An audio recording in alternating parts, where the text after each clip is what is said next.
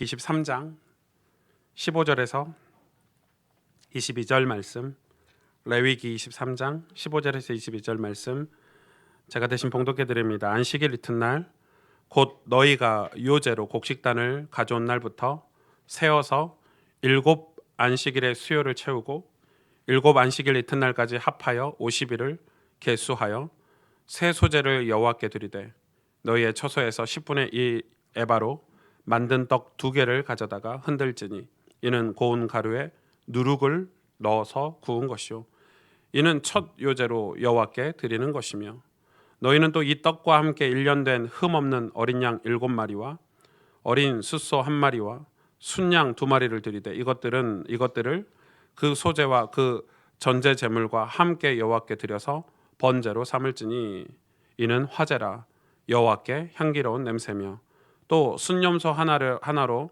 속죄제를 드리며 1년 된 어린 순양 2마리를 화목제물로 드릴 것이요 제사장은 그 첫 이삭의 떡과 함께 그 2마리 어린 양을 여호와 앞에 흔들어서 요제를 삼을 것이요 이것들은 여호와께 드리는 성물이니 제사장에게 돌릴 것이며 이날에 너희는 너희 중에 성회를 공포하고 어떤 노동도 하지 말지니 이는 너희가 그 거주하는 각처에서 대대로 지킬 영원한 규례니라. 너희 땅에 곡물을 벨 때에 밭 모퉁이까지 다시 다 베지 말며 떨어진 것을 줍지 말고 그것을 가난한 자와 거류민을 위하여 남겨두라. 나는 너의 하나님 여호와이니라. 아멘. 내 인생의 부흥을 꿈꾸며라는 제목으로 우리 오늘 레위기에 나와 있는 오순절에 관해서 오순절 절기에 관해서 여러분과 말씀을 나누도록 하겠습니다. 우리가 이렇게 인생을 살면서 이렇게 되게 헷갈리는 것들이 되게 많이 있습니다. 사실 우리가 이 대한민국이라는 나라에 살면서도 헷갈릴 때가 되게 많고, 제 친구가 이제 일본에 선교사로 이렇게 가 있는데, 일본은 여러분 사회주의 국가잖아요. 국가 자체가 사회주의 국가여서 되게 혼란스럽답니다. 왜냐하면 일본 안에서 언론 같은 게 다 국가에 의해서 통제가 되는 나라이기 때문에 뭐 태풍이 불었다 이러면은 뭐 방송사 7개 방송사가 리포터들이 태풍에 관해서 이렇게 방송할 때 뒤에 그 자료 화면이 다 똑같다고 합니다. 그러니까 국가에서 이제 자료 화면을 다 이렇게 제공을 하는 거죠. 그게 사회주의 국가거든요. 그러니까 이제 일본은 뭐 이렇게 우리나라가 되게 이렇게 코로나 때문에 힘들 때 뭐 문제 없다, 괜찮다, 올림픽을 할 거다 이러다가 이제 뭐 그게 이제 어쩔 수 없이 너무 문제가 커지니까 지금은 이제 뭐 완전 일본 자체가 이제 많이 셧다운된 그런 상태인데 뭐 제가 얼마 전에 이렇게 통화하면서 뭐 그런 상황들에 대해서 이야기를 들었을 때 이제 일본 안에 있으니까 그걸 잘 모르는 거죠. 우리는 이미 그걸 겪고 있을 때 그걸 봤을 때 어떡하지 이랬는데 거기 안에서는 누가 그걸 말해주지 않고 언론에서 얘기해주질 않으니까 모를 수 있겠구나 이런 생각을 하는 겁니다. 여러분 우리도 이제 신앙생활이라는 걸 하다 보면 우리가 우리의 어떤 그 관습이라든지 우리의 어떤 이 상황 그리고 우리의 어떤 이 환경 이런 게 이제 갇혀 있을 때가 되게 많아요. 마치 우리가 이제 그 안에서 이제 살아가지만은 여러분 만약에 하나님이 우리를 바라보실 때 창조자 하나님이 우리를 향하신 계획이라는 걸 우리가 알 때 우린 굉장히 다른 삶을 살 수 있겠죠. 그런데 대부분은 이 그런 상황이나 환경에 이렇게 갇혀버릴 때가 많아요. 그게 좋은 일이든 나쁜 일이든. 특히 이제 나쁜 일 같은 경우는 우리가 뭐 문제를 만났다, 뭐 어려움을 겪었다. 이 다윗도 그런 고백을 하는데 오늘 아침에 시편 이 묵상 나눌 때 자기가 암흑 속에 있는 것 같대요. 암흑 속에 있는 것 같대요. 자기 심정이 자기 마음이 참담하다는 거예요. 여러분 우리도 살면서 이제 그런 걸 많이 겪잖아요. 늘 위기가 오고 늘 문제라는 게 오니까 우리 마음이 이제 참담하고 또 우리 마음이 암흑 속에 있는 것 같고 그럼 어떻게 돼요? 진짜 이게 코너로 더 몰리는 거죠. 이 동굴 속에 혼자 이제 갇혀 들어가는 거예요. 캄캄한 동굴 속에. 동굴 밖에 나가면 될 텐데 더 코너로. 어떤 사람들은 거기서 인생을 마감하기도 해요. 사람들이 난 필요 없다. 이 세상에 난 필요 없는 존재다. 나는 왜 태어났을까? 혼자 계속 아무도 그렇게 말해주지 않는데 그냥 혼자 계속 그런 생각을 하다가 저희가 볼 때는 살만한데, 저희가 볼 때는 조금 이 고비만 지나면 괜찮을 텐데 스스로 인생을 포기하는 사람이 여러분 하루에 우리 대한민국에 3, 40명씩 된다는 거 아십니까? 코로나로 죽는 사람은 일도 아니죠. 자살해서 죽는 사람이 어마어마합니다. 그러니까 그 말은 무슨 말이냐면, 우리가 우리 인생을 살면서 사실은 오늘 주기철 목사님도 얘기하셨지만 우린 다 꽃과 같이 반짝 필 때도 있지만 다 시들 때가 오는 거죠. 우리는 다 시들어요. 언젠가는 죽음 앞에 다 가야 되고 우리 인생을 마무리하고 마감할 때가 있어요. 그럼 우리가 인생을 어떻게 살아야 될지 창조자 하나님 말씀으로 우리 인생을 비춰보고 또 우리 인생을 어떻게 살아내야 될지 방향도 잘 설정해야 되고 그렇게 해야 되겠죠. 우리는 어떻게 보면 우리 교회 안에는 우리 어른들 1세대가 계시기도 하고 지금 살아계신 분들 중에 1세대가 계시기도 하고 우리 자녀 세대, 저와 같은 2세대가 있고 저희는 또 3세대, 저희 아들, 우리 어린 초등학생, 중학생 뭐 아주 어린 자녀들을 두고 있는 우리 중간에 있는 세대니까 이 세대를 이렇게 바라보며 위아래를 세대는 다 다를 수밖에 없어요. 여러분 제가 그 김중곤 목사님 영상 보니까 김중곤 목사님 가족들이 다 이제 6.25 전쟁 때 이 뭐라고 하죠? 북한 그 공산당에 의해서 처참하게 다 죽임을 당하고 그 모습을 다 지켜보고 형제, 부모 다 그렇게 죽었죠. 그걸 겪은 분들은 이 반공 정신이 투철할 수밖에 없어요. 근데 우리는 그걸 겪지 않았기 때문에 그게 무슨 말인지 잘 이해를 못하고 어른들의 말을 우리 자녀들은 더 심하겠죠. 우리 자녀들은 아예 더 심한 세대가 올 수 있다고 생각이 들어요. 그러니까 여러분 이게 세대의 신앙도 마찬가지인 거죠. 우리 어른들이 60년대, 70년대 했던 신앙생활과 지금 우리가 2000년대 들어와서 신앙생활하는 저와 여러분 그리고 우리 자녀들은 어떻게 될지 모르죠. 그런데 이제 예측은 가능하잖아요. 우리 젊은이들이, 청소년들이 교회를 떠나고 있구나.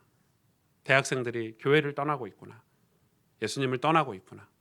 그걸 우리가 예측은 가능한 거예요. 그럴 수 있구나.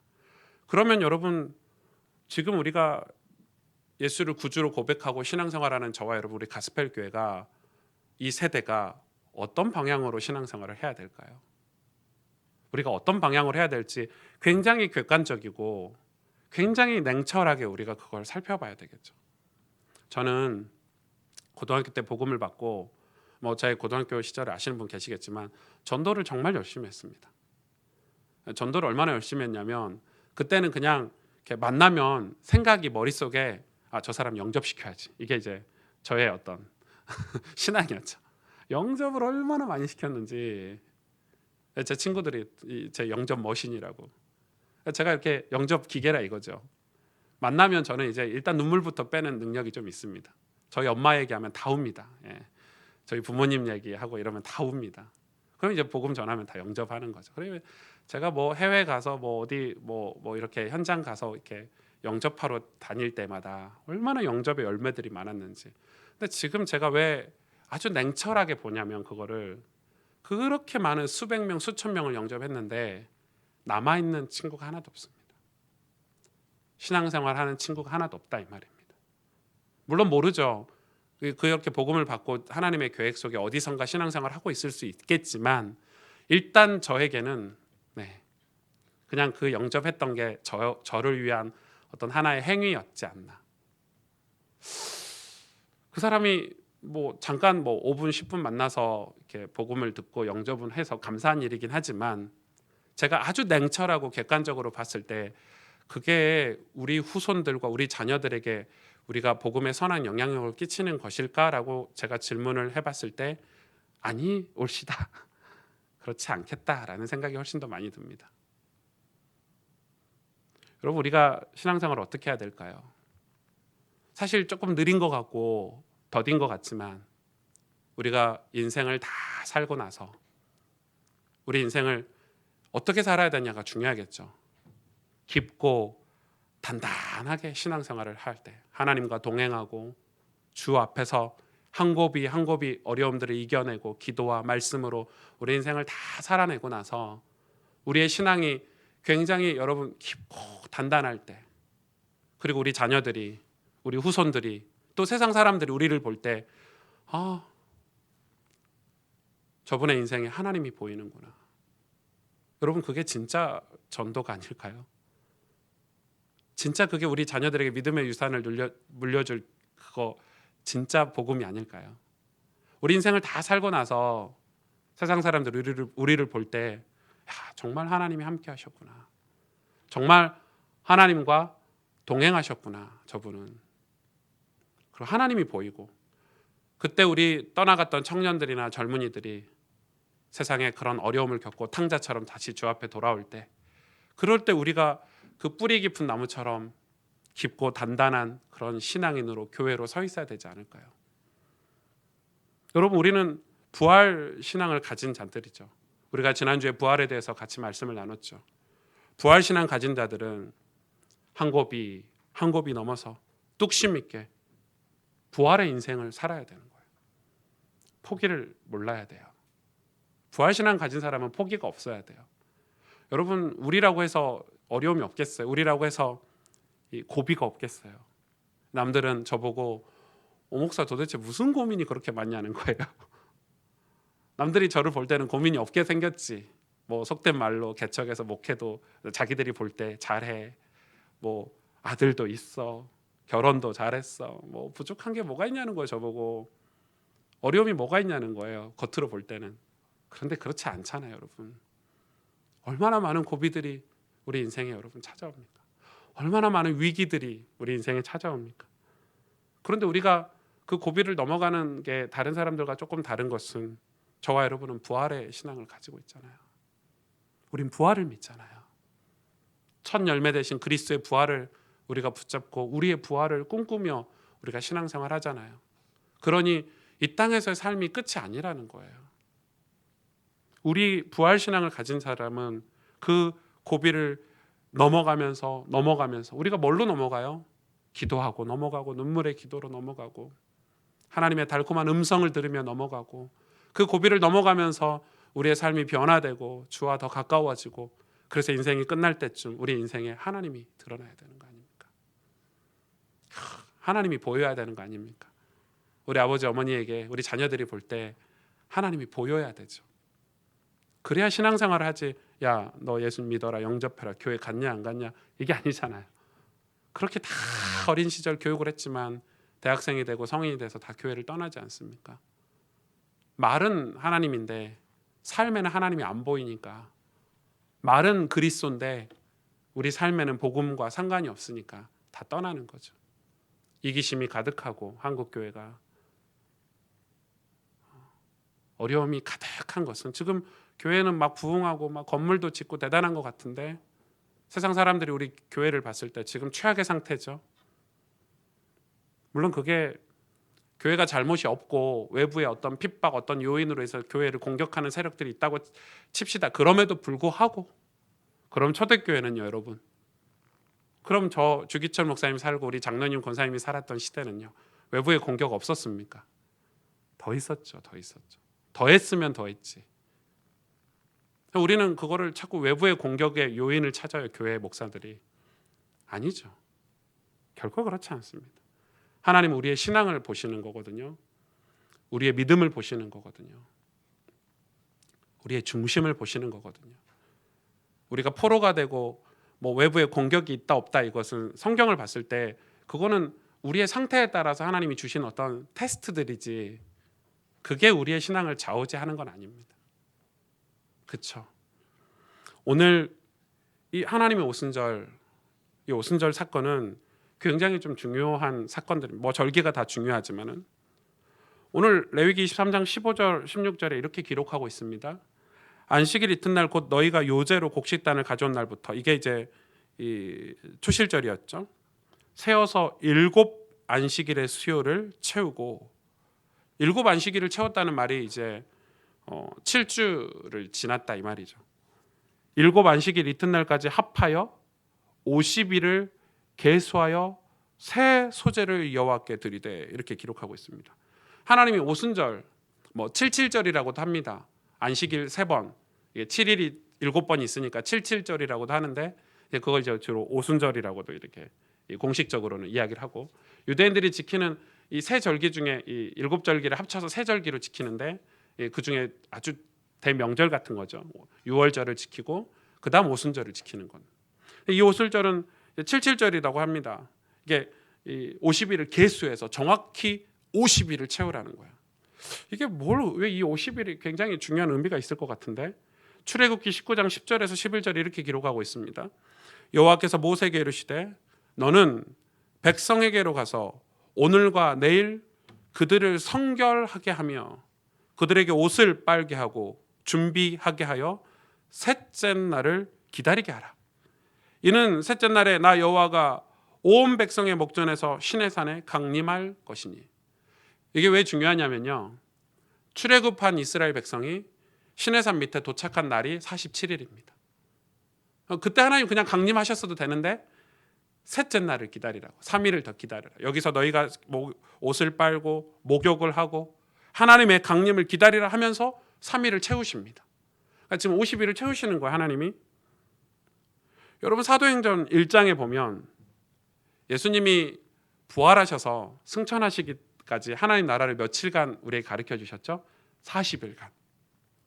그럼 마가의 다락방에 이 성령이 강림하신 게 언제인 줄 아십니까? 마가의 다락방에 이 120 성도가 모여서 며칠을 기도했냐면 10일을 딱 기도했습니다.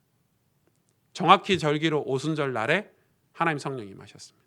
그러니까 10일 정도는 기도해야 성령 받는다 뭐 이런 말은 아닌데 딱 10일을 120 성도가 기도를 전심했다, 이렇게 계산적으로 할 수 있겠죠. 이게 구약과 신약의 절기가 거의 똑같습니다. 예수님이 행적도 그렇고 이런 성령께서 임하시고 역사하시는 것도 똑같고, 이게 왜 중요하냐면 이스라엘이라는 백성, 유대민족을 하나님이 선택하셔서 우리에게 구원을 가르치시고 하나님 나라를 가르치기 위해서 모범적으로 모델적으로 이스라엘 나라를 선택하신 게 구약의 역사잖아요. 그들에게 절기를 가르치신 것은, 이런 날짜와 이런 날의 개념을 가르치신 것은 우리 이 신약에 와서 하나님이 예수 그리스도께서 또 하나님의 백성들이 이 날짜와 절기를 통해서 하는 신앙의 행위를 하는 것은 왜 굉장히 중요하냐? 왜 이런 것들이 굉장히 중요하냐? 우리는 나를 살아가는 이 사람들이기 때문에 그렇습니다. 여러분, 우리는 1년 365일, 일주일, 한 달, 하루 나를 살아가는 백성들입니다. 사람들입니다. 이 날의 개념을 하나님 우리에게 가르쳐 주신 이유는 우리 인생을 계수하면서 살라는 거죠. 그래서 성령의 역사도 마찬가지입니다. 이 날, 오늘, 내일, 어제 이런 것들이 굉장히 중요합니다. 인생을 허투루 살지 말라는 거예요. 왜냐하면 구원받을 날이 우리가 이 땅에서 사는 날밖에 기회가 없기 때문에. 우리가 하나님 천국에 들어갈 수 있는 기회가 이 땅에 살 수 있는 날밖에 기회가 없기 때문에. 그래서 우리는 인생을 살 때 어린 시절, 젊은 청년의 시절, 장년의 시절, 노년의 시절을 준비하며 그때그때마다 하나님 앞에 어떻게 살아야 될지 갱신하며 개혁하며 살아야 되는 것입니다. 신앙생활은, 하나님의 백성들은, 부활신앙하는 사람들은 대충 막 사는 게 아닙니다. 여러분, 젊은 우리 청년들 많이 있는데 여러분의 미래를 준비하셔야 됩니다. 제가 저의 30대를 이렇게 제가 되돌아보면서 생각해 보면 저희 30대는 공부하던, 제가 20대 때 신학교 다닐 때도 안 하던 공부를 30대 때 공부를 엄청 했어요. 왜냐하면 제가 목사가 돼서 이제 설교를 하고 사역을 하다 보니까 제가 얼마나 많이 부족한지, 제가 이렇게 목사를 하다 보면 나의 40대 50대 때는 바보가 되겠더라고요. 맨날 뭐 다른 목사님들 거 설교 갔다가, 우린 그러잖아요. 우리 너무 설교 잘해 주시는 분들이 계시니까 설교 갔다가 그거 뭐 정리해서 전달하고 뭐 이러다 보니까 내가 목사인가? 내가 그분들이 다 사라지고 내가 40대, 50대, 60대 지도자가 됐을 때 나는 어떤 설교를 할 수 있을까? 어떤 사역을 할 수 있을까? 이런 생각이 30대에 들어서 제가 되게 고민이었어요. 그래서 그때 공부를 시작했어요, 여러분. 다시 신학책을 꺼내들고 주석을 꺼내들고 다시 원어를 꺼내들고. 힘들죠. 여러분, 신학교 때 배웠던 거 다시 꺼내들어서 공부한다는 게 쉽지 않고 다시 독서를 하기 시작했고 성경을 공부하기 시작했어요. 저희 30대는. 제가 그때 이 목사 안수를 받고 32살 때 제가 그런 다짐을 하고 내가 10년 동안 공부해야 되겠다 이런 마음이 들어서 공부를 시작했는데, 여러분 제가 지난 10년간 그런 공부를 하고 나서의 저희 결과는, 물론 여러분은 못 느끼시겠지만 뭐 똑같은데 뭐 이렇게 느끼실 수 있지만 저는 굉장히 많이 달라졌습니다. 제가 설교를 준비하는 과정도 달라졌고, 여러분을 대하는 태도도 달라졌고, 제가 이 성경을 읽는 자세도 달라졌습니다. 제가 무슨 얘기 하는 줄 아시겠습니까? 이런 날을 하나님이 정하신 것은 굉장히 중요합니다. 여러분, 우리가 뭐 작심삼일이라는 말도 있잖아요. 3일이라도 해봐라 이 말이죠. 전 그게 진짜 명언이라고 생각합니다. 3일도 안 하는 인간들이 많습니다. 50일, 40일, 10일, 이런 절기들, 이런 날짜들, 성경의 날짜들, 신약 초대교회 가면 다 제3시, 제9시 기도 시간도 다 정해놨습니다. 우리는요. 다윗이 오늘 시편, 제가 예배 전에 이 시편을 읽었잖아요. 다윗이 이야기하잖아요. 내 입술의 제물로 하나님께. 전부 제사법을 가지고 하나님 앞에 기도하고 제사법을 가지고 예물을 드리고 신앙생활했습니다. 그 말은 무슨 말이죠? 천국은 룰이 있고 법칙이 있다는 겁니다. 왜냐하면 우리 인생은 룰과 법칙이 갖춰졌을 때 되게 평안하게 살 수 있고 행복하게 살 수 있습니다. 룰과 법칙이 없고, 세상도 마찬가지잖아요. 여러분, 못 사는 나라, 범죄가 많은 나라, 치안율이 떨어진 나라는 법이 약합니다. 여러분, 우리 사람이 시민의식이 좋아서 이렇게 막 도덕적이어서 그 나라가 깨끗하고 치안율이 높은 게 결코 아닙니다. 뭐 싱가포르 같은 나라, 그런데 침 뱉고 껌 씹어도 거기는 이게 벌금형이잖아요. 껌도 못 씹어요. 껌이 없어요. 그 나라는 껌을 안 파니까. 그리고 우리는 싱가포르 가면 사람들이 와 진짜 수준 높다 이렇게 얘기하지만 법이 강해서 그렇습니다. 그 안에서 서로 간에 자유가 있고 행복이 있는 것입니다. 같이 잘 살게 되는 공동체가. 그 말은 신앙도 똑같습니다. 여러분, 교회가 건강하게 부흥하려면 성도들이, 하나님, 우리 모두가 신앙생활을 제대로 해야 됩니다. 개인의 신앙이 아주 철저해야 됩니다. 이거는 제가 율법적으로 여러분을 압박하는 게 아닙니다. 여러분, 우리가 하루에 3끼 밥을 제때 먹어야 되고 운동도 해야 되고, 여러분 좋은 생각도 습관을 들여야 좋은 생각을 할 수 있습니다. 말도 늘 욕하고 남 얘기하고 비난하는 것도 습관되면요, 결정적인 순간에 그 얘기가 나와버립니다. 바꾸셔야 됩니다. 바꿔야 돼요. 말도 좋은 말 하도록 바꾸고, 이왕이면 긍정의 말을 하고, 이왕이면 축복의 말을 하고, 우리가 위기를 만나고 고난을 만났을 때 이왕이면 좋은 선택을 하고 믿음의 길을 선택하고, 이것도 전부 우리 삶의 습관이 됩니다. 우리는 깊고 단단한 인생을 살기 위해서 이런 날의 축복을 다 받아야 됩니다. 여러분, 그래서 월요일만 되면, 주일이 끝나고 월요일이 되면 내가 이번 주 일주일을 어떻게 살까, 매주 똑같은 고민이지만은 그래도 새로운 마음으로 일주일의 삶을 설계하고 계획해서 사는 습관을 들이셔야 됩니다. 내가 3달이 되면 이 5월달은 어떻게 살까, 내가 6월달은 어떻게 살까. 그래서 나중에 나팔절 설계, 그래서 나팔절이 있는 겁니다. 신년, 새해가 되면 올해 1년은 내가 하나님 앞에서 어떻게 살까. 굉장히 중요하죠. 성령을 보내주시는 것도 하나님이 날을 정하셨습니다. 성령을 보내주시는 날을 오순절 날로 정해주셨습니다. 초실절을 드리고 부활신앙을 가진 하나님의 백성들에게 50일 만에 성령으로 임재하셨다 이 말이거든요. 부활신앙을 가지고 뚝심 있게 신앙생활을 하다 보면 하나님의 성령께서 반드시 우리 삶에 역사하신다는 말입니다. 그러면서 보세요. 레위기 23장 17절에 보니까 너희의 처소에서 10분의 2 에바로 만든 떡 2개를 가져다가 흔들지니. 뒤에는 더 웃겨요. 이는 고운 가루에 누룩을 넣어서.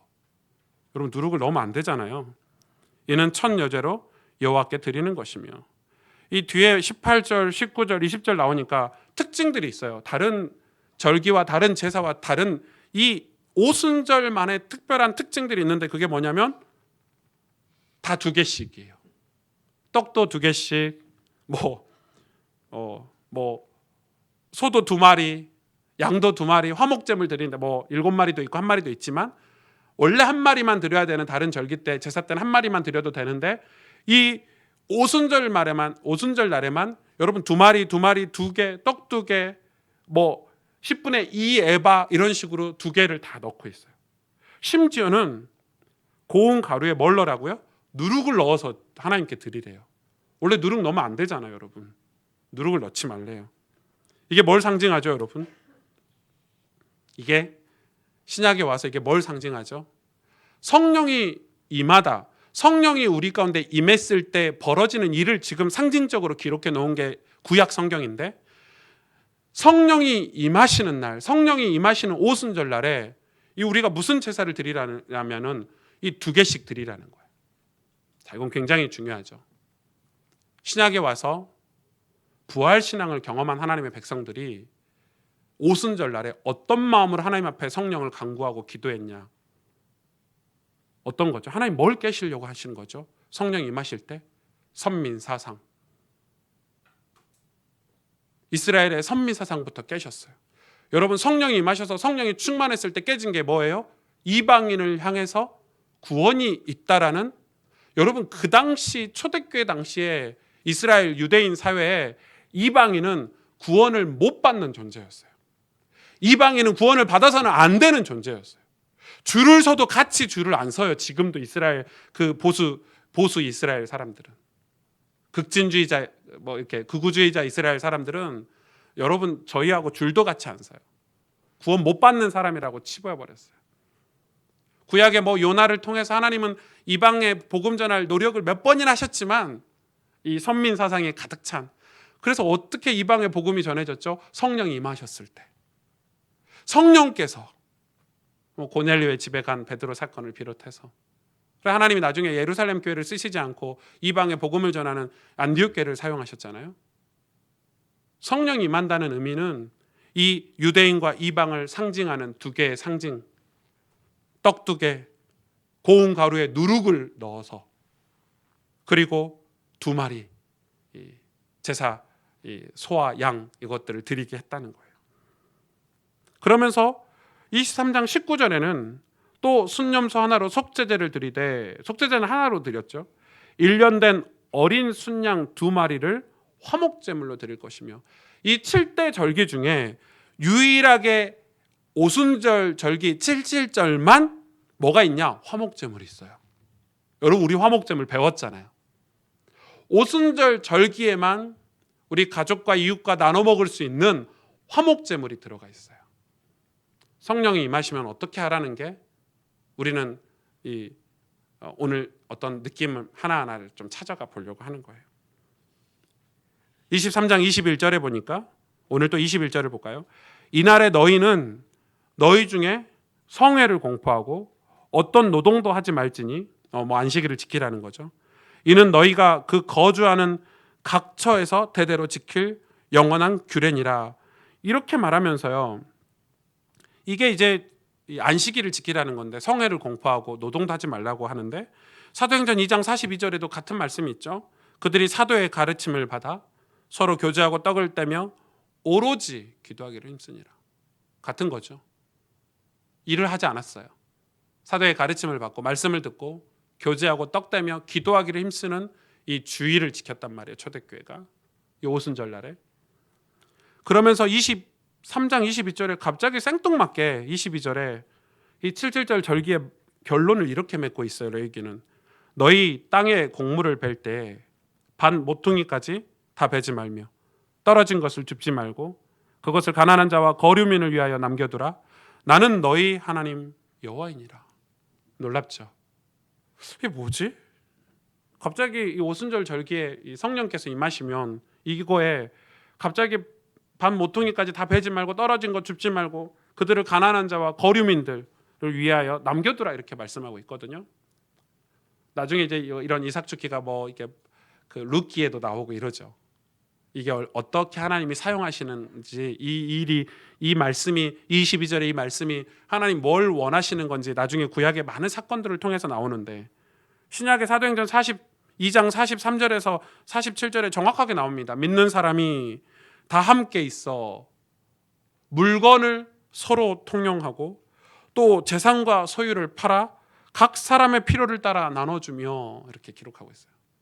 여러분, 사도행전은 오순절 사건이에요. 사도행전 2장은 성령이 임하시는 사건이에요. 각 사람의 불같은 바람 같은 성령이 오순절 날에 임했고, 그들이 베드로의 설교를 듣고 회개하고 그날에 신도의 수가 3,000이나 늘었어요. 그런데 그 신도들이 뭘 했냐면 주일에 사도들의 가르침을 받아 떡을 떼고 교제하고 기도하기를 힘썼는데, 뭐라고 기록하고 있냐면 갑자기 믿는 사람이 다 함께 있어 모든 물건을 서로 통용하고 재산과 소유를 팔아 각 사람의 필요를 따라 나눠줬다는 그 기록을 초대교회 2장에 성령이 강림하시는 날에 기록해서 넣어놨어요.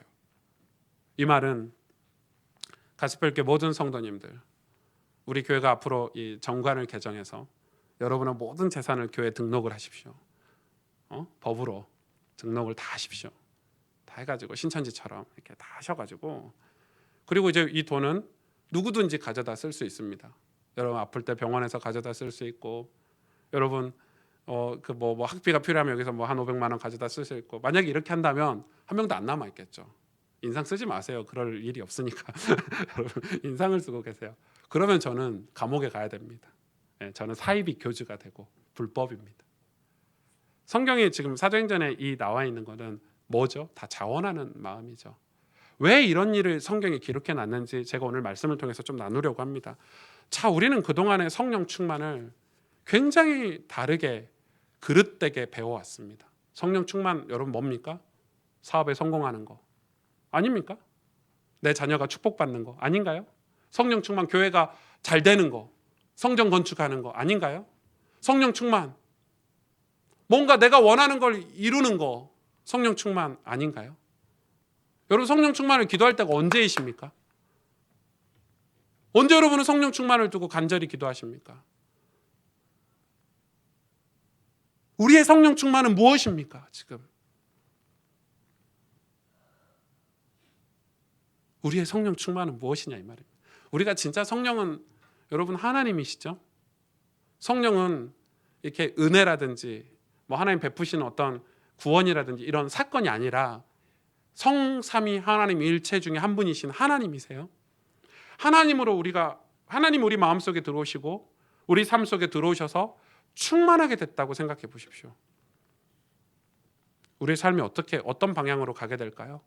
하나님이 원하시는 방향, 하나님이 뜻하시는 방향으로 가게.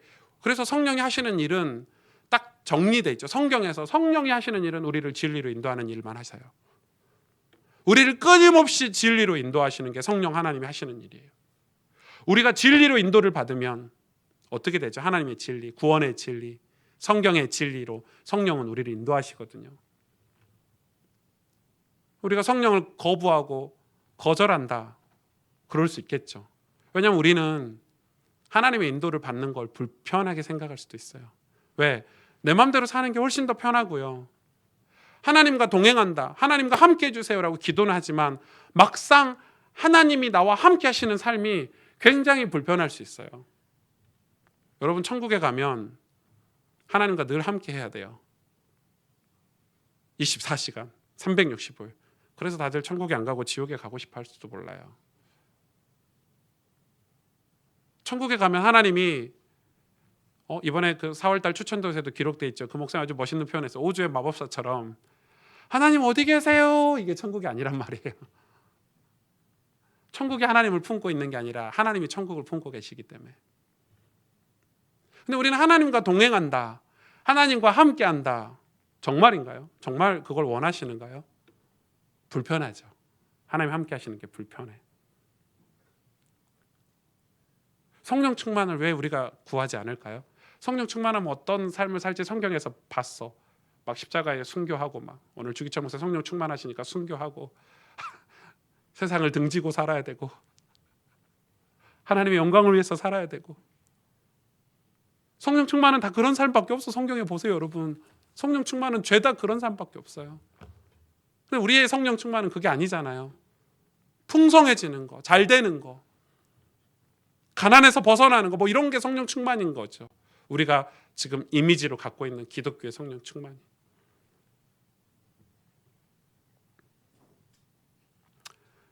우리에게 가장 강력한 우리 삶을 이끌어가는 게 뭐죠? 돈이죠. 물질이에요. 돈보다 강력한 게 없어요. 사실 우상은 절에 가서 그 부처님 상이 우상이 아니고, 그죠? 사실 뭐 저 천주교회 가서 마리아 상 이런 뭐 이렇게 뭘 형상으로 만드는 게 우상이 아니고, 그 우상의 배후에는 뭐가 있습니까? 전부 다 돈이 있잖아요. 왜 우상을 만듭니까, 사람들이? 그 성경은 이야기하고 있는 거예요. 너희가 진짜 성령 충만하냐? 성령을 받았냐? 그러면 곡물을 벨 때 반 모퉁이까지 다 베지 말아라. 떨어진 것을 줍지 말아라. 가난한 자와 거류민을 위해서 남겨두라, 이 말이에요. 초대교회도 마찬가지였어요. 3천 제자들에게 그 얘기를 했어요. 너희 물건을 다 통용하고. 이 말은 잘못하면 이거를 뭐 공산주의자들이 이걸 말씀을 인용을 하던데, 택도 없는 소리. 성령을 모르는 공산주의자들이 물건을 서로 통용하고 우리가 다 같이 물건을 공유하는 공유법, 토지 뭐 공유법 같은 소리 하고 있네요. 성령, 복음, 십자가를 모르고 이 말씀을 해석이 안 되는 거예요. 성령이 우리에게 임하시면 우리의 삶의 가치관이 바뀌었다는 말이거든요. 그 말은 보이는 거예요. 거류민이 보이고, 가난한 자가 보이고, 병든 자가 보이고. 우리에게 거류민과 가난한 자, 고아와 과부가 누구입니까? 실제 그런 사람들입니까? 아니죠. 하나님이 보실 때 우리가 부자냐 가난한 자를 보시고 우리를 구원하십니까? 부자여도 가난한 심령이 있고요. 맞잖아요. 하나님 나라에 들어오지 못한 거류민들이 우리 주변에 있잖아요. 하나님의 관심은, 하나님의 그 해절한 관심은 한 영혼이 살아나는 거예요. 그러니까 성령 충만이 임했다는 것은 그 하나님의 마음, 하나님의 관심과 조인되게 만드는 게 성령 충만이에요. 그게 그 하나님의 마음을 우리 마음속에 품어지는 게 성령 충만이라 이 말이에요. 그런데 성령 충만한데 너무 이기적이야, 교회들이. 제가 저희 교단이 아닌 교회를 칭찬해서 좀 죄송한데, 분당의 우리 교회라고 이찬수 목사님, 여러분 너무 유명하죠. 너무 우리 한국 교회 뭐 슈퍼스타 같은 목사님이신데, 제가 괜히 그 교회가 부흥하고 존경받고 사랑받는 게 아니란 걸 알아요. 이번에도 진짜 멋있는 결정을 했어요. 코로나 때문에 정교회가 헌금을 했죠. 이삭죽기 헌금처럼 했어요. 이름도 멋있게 지어놨어. 전부 뭐 얼마, 자기는 한 10억 정도 모일 거라고 생각했대요. 성도 수가 2만 명, 3만 명이 되니까. 근데 뭐 40몇 억이 모였는데 지금 더 모였다고 하죠. 와, 대단해요. 교회가 크니까 그럴 수 있지, 2만 명이니까. 근데 그 돈을 어디다 썼게요? 자기 교단에 그 어려운 교회들, 미자립 교회들 월세를 2달, 3달치를 다 내줬어요. 수백 개 교회를. 여러분, 그거 쉬운 일 아니에요. 쉬운 일 아니에요. 제가 보면서 되게 감동이 되더라고요. 멋있다. 진짜 멋있다. 제가 저희 교단을 욕 좀 하려고요. 모으기만 모았지, 어려운 교회들, 힘든 교회들, 저는 이럴 때 위로가 돼야 되지 않겠습니까? 뭐 그럼 너는 잘하냐? 할 말 없지만, 여러분, 성령이 충만하다는 것은 우리 인생이 하나님으로 충만하고 하나님이 주인 된다는 말이거든요. 하나님이 우리 삶 가운데 동행한다는 말이잖아요. 그럼 우리의 삶에 우리가 돈 버는 거, 일하는 거, 공부하는 거 다 달라지겠죠. 우리 열심히 살아야 돼요. 청지기의 삶으로 최선을 다해서 돈도 벌고 일도 열심히 해야 돼요. 그러나 성령이 충만하기 때문에 우리는 다른 뭔가 여유가 있어야 되고, 우리 삶에 넉넉함이라는 게 있어야 돼요. 이 땅의 것을 우리가 손에 이렇게 쥐고 사는 것은 성령 충만이 아니에요. 우리는 부활신앙을 가지고 있기 때문에, 우리 인생이 끝날 때쯤에 우리는 천국으로 다 입성해야 되기 때문에, 이 땅에서 벌고 이 땅에서 우리가 갖추고 받았던 축복들은 전부 우리 후손들과 자손들과 이웃들에게 나눠주고 갈 수 있어야 돼요. 그런데 이게 물질로 설명을 성경은 했지만, 사실은 물질보다 더 중요한 게 무엇입니까? 우리의 삶의 모양들이에요. 그래서 여러분, 우리는 인생을 살면서 우리 인생이 끝날 때쯤 우리 자녀들, 우리 이웃들, 우리 교회 성도들이, 여러분 보세요. 제가 오승주 목사로 평생을 목회하고 인생을 끝났고 제 장례식에 와가지고 우리 교회 성도들이 아유 맨날 사기만 치더니, 아유 맨날 하는 짓이 이상하더니, 아유 그래 결국 이렇게 돌아가시네, 뭐 이렇게 하면 되겠어요, 여러분? 진짜 하나님이 함께 하셨지. 그 제 인생을 통해서 하나님이 보여져야 되는 거 아닙니까? 그게 진짜 우리가 세상에 선한 영향력이고 우리 자녀들에게 정말 물려줄 수 있는 신앙의 유산이 아닐까요? 지금 우리 세대가 살아가는 신앙의 방향은 저는 그래야 된다고 생각합니다. 우리 어른들은 아주 어렵고 힘든 시기에 급했기 때문에, 여러분 먹여 살리기, 자식들 먹여 살리기 급했고 이 질병과 고난 속에서 이 살아남기 위해서 급했기 때문에 아주 간절한 마음으로 신앙생활을 했지만, 지금 우리는 그 세대가 조금 달라. 거기서 받은 그 복음의 유산, 그 축복들을, 그 신앙을 우리는 이제는 우리 삶으로 살아내는 시대를 살아야 된다, 이 말입니다. 아무렇게나 길거리에서 복음 전하고 그러지 마세요. 이제는 그렇게 받아들여지지도 않아요, 세상이 우리를. 옛날에는 받아들였다니까요. 옛날에는 그렇게 했다니까요. 방언도 받아야 되고 기도원에 가서 기도도 해야 되고 만나면 복음, 예수 그리스도 복음 전해서 영접도 시켜야 되고 했지만, 이제 우리 세대는 그 복음을 살아내야 돼요, 삶으로. 그런데 그 삶으로 살아내기 위해서 뭐가 필요한지 하나님은 아시는 거죠. 성령이 필요해요. 우리는 우리 삶을 변화시킬 수 없어요. 우리 인생을, 우리 인격을 절대 우리는 못 변화시켜요. 그러나 성령은 우리를 변화시키는 거예요. 믿으십니까? 예, 진짜 아멘 하셔야 됩니다. 성령은 우리 인생을 바꿀 수 있어요. 그래서 성령이 이미 임하신 분, 성령이 이미 충만하신 분은 뭐라고 기도하고 있습니까? 성령을 소멸시키지 말라는 거예요.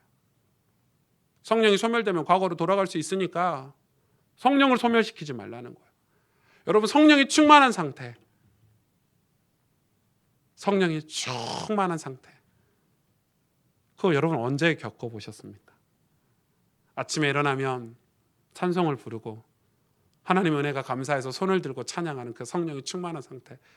삶은 힘들고 어렵지만 내 구주 예수를 더욱 사랑할 수 있는 성령의 충만한 상태. 삶은 어렵고 힘들지만 교회 지체들의, 어려운 지체들이 누가 있나 살펴보고 기도해 줄 수 있는 넉넉함 있고 여유가 있었던 우리 부모님 세대, 그 성령의 충만함. 지금 젊은 세대 그런 성령의 충만함 다 사라졌어요. 없어요. 오늘 이 오순절 날의 성령의 임재는 굉장히 많은 걸 우리에게 상징적으로 보여주는 거죠.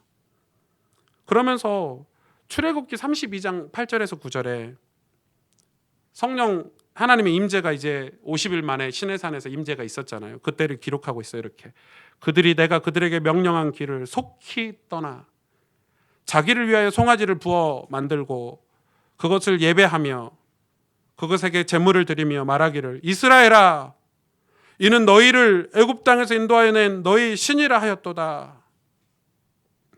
여호와께서 또 모세에게 이르시되 내가 이 백성을 보니 목이 뻣뻣한 백성이로다. 그러면서 출애굽기 32장 28절에 이렇게 기록하고 있습니다. 레위 자손이 모세의 말대로 행하매 이날의 백성 중에 3,000명가량이 죽임을 당하니라. 이날이 지금 출애굽기 32장에 어떤 사건이 있었냐면, 하나님이 이제 모세가 시내산에 올라가서 십계명을 받아오잖아요. 돌판에 언약을, 말씀을 받아오고 하나님 임재를 가지고 이제 내려왔더니 그 올라간 그 며칠, 그 한 3일을 참지 못하고 3일 동안 정결하고 목욕하고 옷 빨고 하나님의 강림을 기다리고 있어라 이렇게 했는데, 그 3일을 기다리지 못하고 금 같은 거 부어가지고 송아지 만들고 이 송아지가 애굽 땅에서 우리를 인도한 신이다 이러고 있는 거예요. 하나님이 화가 나셔가지고 모세에게 말하신 거예요. 내 백성을 보니, 이 백성을 보니 목이 뻣뻣한 백성. 네가 은혜를 몰라? 이 말이죠. 얼마 전에 출애굽해온 너도 그 죄와 저주와 사망 권세에서 구원한 하나님의 구원을 모르고 이 자기들이 만든 우상을, 이 말이죠. 내가 신앙생활 잘해서, 내가 얼마나 열심히 교회 생활했는데, 내가 얼마나 똑똑하게 성경을 열심히 읽고 내가 지금 이 자리에 와 있는데, 이 말이에요. 목이 뻣뻣한 백성. 그래서 하나님이 레위인들을 통해서요 이스라엘 백성이 뭘 했죠? 서로 죽이게 만들었어요. 비참 최악의 저주예요. 서로 죽이게 만들었어요. 뭐 전염병을 줘서 죽인 게 아니고 서로 죽이게 만들었어요. 그래서 몇 명이 죽었냐? 3,000명 가량이 죽었대요. 뭐 오시죠? 자, 사도행전 2장 41절.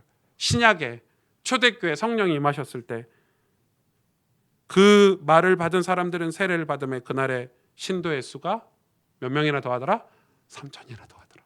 놀랍죠? 구약의 오순절은 죽음의 오순절이었지만 신약의 오순절은 생명의 오순절이었어요. 신약의 오순절은 이스라엘 백성 하나님 백성들이 마가의 다락방에서 3일을 여기는 10일을 기도했지만 하나님의 말씀을 기다리고 순종했죠. 구약의 오순절에 이스라엘 백성들은 목이 뻣뻣하여 교만하여 우상을 섬기고 하나님의 강림을 준비하지 않았죠. 3,000명이 죽고 이쪽은 3,000명이 살았어요.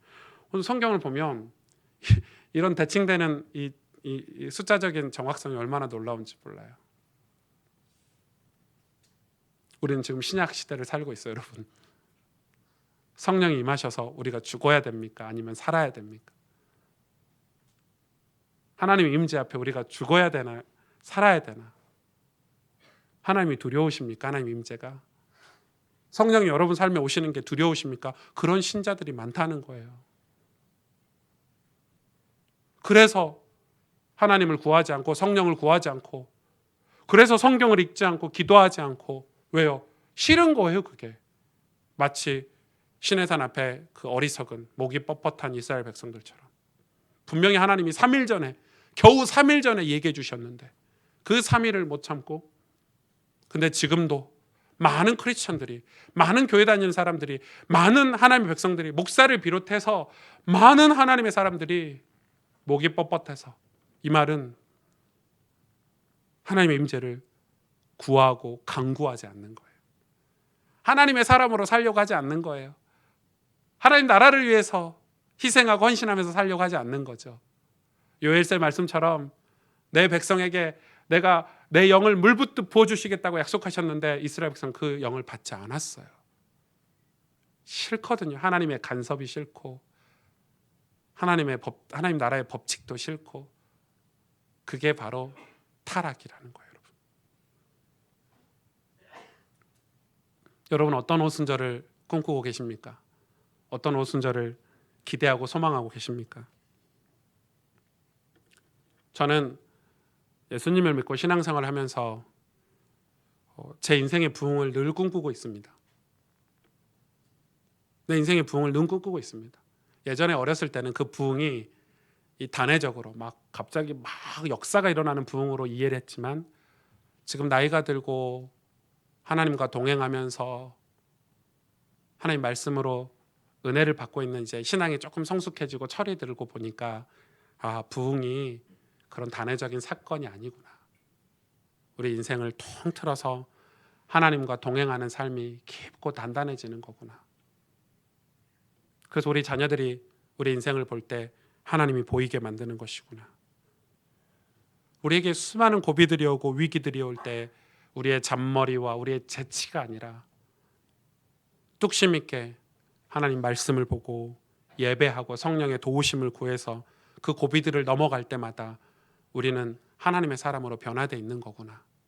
우리가 때로는 하나님의 섭리가 이해 안 되고 내 머리로 계산이 안 될 때가 많지만 우리가 하나님을 더욱 가까이 하고 하나님을 의지하고 바라볼 때 하나님 우리 인생 중에 일하고 계시겠구나.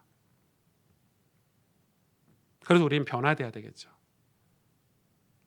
그래서 많은 백성들이 칭송했다고 그랬죠. 이스라엘 그 초대교회 성도들을 칭송했다 그랬고 칭송. 그 제자들을 칭송했다 그랬어요. 저는 그래야 된다고 봐요. 물론 이 악한 세력들은 우리를 칭송하진 않겠지만 최소한 하나님께 구원받기로 작정된 자들은 우리를 칭송해야 돼요. 여러분 칭송이 없이 어떻게 교회로 오겠어요? 칭송이 없이 어떻게 이 예수 믿으러 오겠어요? 여러분이 전한 복음을 어떻게 들을 수 있겠어요? 그러기 위해서 우리가 칭송받는 삶은 도덕적인 삶이 아니에요. 잘 살자 이 말이 아니에요. 성령으로 충만할 때만이 이 영적인 삶이죠. 하나님의 영으로 충만한 상태만이 세상이 우리를 보고 칭송할 수 있는 거예요. 그래 하나님의 백성은 성령으로 늘 충만해야 돼요. 여러분 충만한 성령의 충만함을 늘 기도하시길 바랍니다. 이게 계산하고 기도하는 게 아니에요. 내가 성령 충만 받으면 뭐 해야지. 그건 성령 충만이 아니에요. 부활하신 주님을 믿는 저와 여러분이 이 오순절이 우리 삶에 늘 있었으면 좋겠고, 성령 충만했을 때 하나님이 내 인생을 어떻게 사용하실지 기대하고 소망하면서 여러분 매일 성령 충만을 간구하는 그런 축복된 인생을 사시기를 주의 이름으로 축복합니다. 같이 기도하겠습니다.